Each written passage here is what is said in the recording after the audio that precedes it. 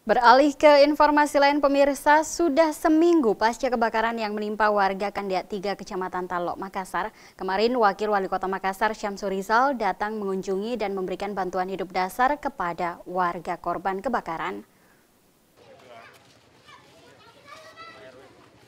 21 Mei 2015, Wakil Wali Kota Makassar Syamsur Rizal dan pihak PMI Makassar memberikan bantuan hidup dasar untuk warga Kandiat 3 yang terkena bencana kebakaran 14 Mei lalu.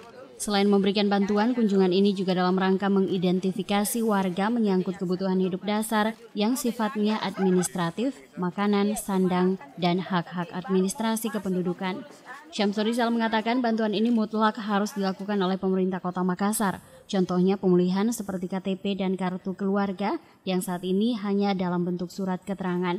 Pemerintah Kota Makassar juga wajib merealisasikan untuk mencegah anak-anak putus sekolah dengan memberikan bantuan berupa buku dan baju sekolah.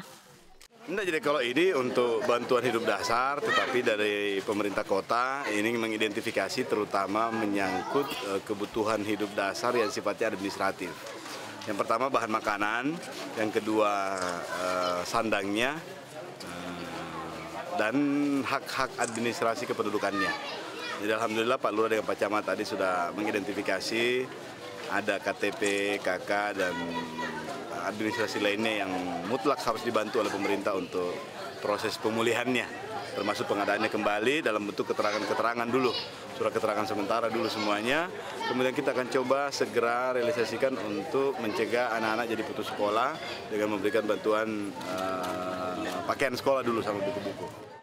Wakil Wali Kota Makassar menambahkan lokasi pasca bencana kebakaran ini sudah tidak memenuhi standar hidup dasar. Maka dari itu ia menginstruksikan kepada Dinas PU dan Dinas Sosial untuk mengidentifikasi apa yang harus dilakukan untuk proses rehabilitasi dan rekonstruksi tempat tinggal bagi korban kebakaran.